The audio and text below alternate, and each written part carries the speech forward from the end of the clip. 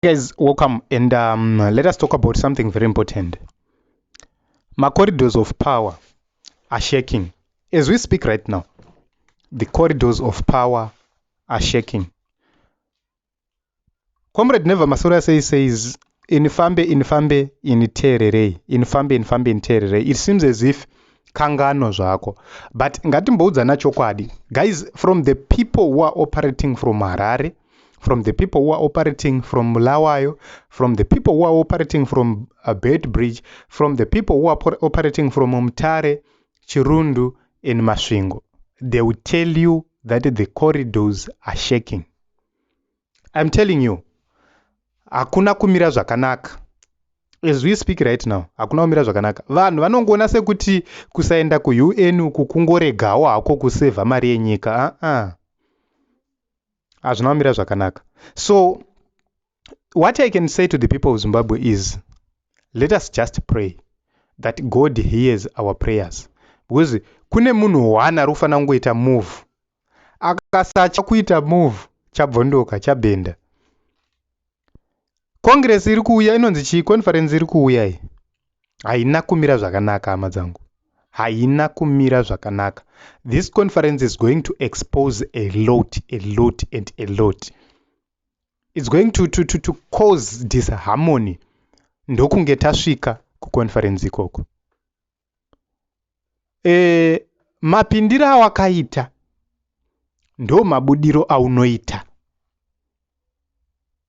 Kana uri munhu woya wemakaro asingabvumiwo kuti apa wandidya shamwari, ngatigarei pasi titaure, apa wahwina, pinda utungamirire.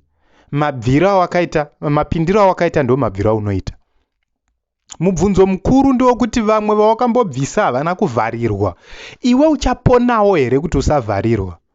Zvakuenderana nemagonero aunoita kumhanya.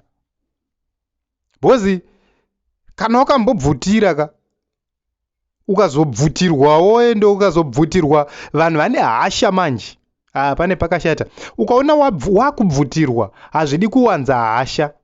Bozi ukawanza hasha, vanhu vakazokubata vane hasha, vanogona kungokutamba kwa Muammar Gaddafi. That is not a situation yatiri kunamatira muZimbabwe. Tiri kunamatira a calm situation. We don't want lives to be lost. Whoever is losing this battle must simply fold. But kamwari vari kuda here kuti vanhu vangobva zvine runyararo, kana kuti panofanira kutomborovanwa chaizvo. Kuda kwaMwari kuchaonekwa. But we are getting close. Change is coming to the nation of Zimbabwe. We don't know the date, but change is coming to the nation of Zimbabwe. Ukaona zvakutatsurana sezvizvi, ziva kuti zvinhu hazvisina kumira zvakanaka. I know a lot of ZANU-PF people, they don't want to accept kuti tasvika paEmba, but ndo zvazviri. Ukaona tapaEmba, rinogona kungotsvuka anytime. So you have to trade with caution. And I'm telling my ZANU-PF people edu, masawira edaya kuti it's now time yekuti tisarovana. It's now time yekuti tikomberane ruregerero. Diaspora says ZANU-PF must self-destruct so that a leader outside ZANU-PF can take over. Zimbabwe will never be free with a united ZANU-PF in place. It will be bloodier than 2017. So isu ndo zvatiri kuda, ndo zvinhu zvatiri kunamatira kuti ngazvitosorane. Mukomana akamira pachuru, mukomana akamira zvake pachuru, then ongozosvika kuti marwa zvakwana wakomana, chindipai henyu ndino makabira karesult iyi iya yandakabirwa iya.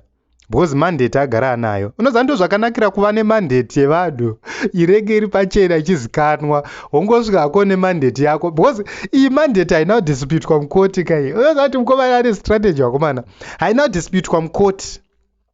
Zvichireva izvo kuti mukomana ndo paanongochizouya kuti ayewa, ini mandate yangu iyi, uyo anga aripo zvechisimba, haziri yanga aifanira kunge aripo. Imawirirana kuwani kuti mukomana obva atora nyanga dzake. So guys, this strategy, mapengero ayakaita nemamiriro ayakaita, a lot of people could think kuti hakuna plan. Plan iriko. So many avenues can be exploited. kuti zvinhu zvacho zvifambe zvakanaka. We continue to watch and see, but kutaura chokwadi rwendo runa zvinomira zvakanaka.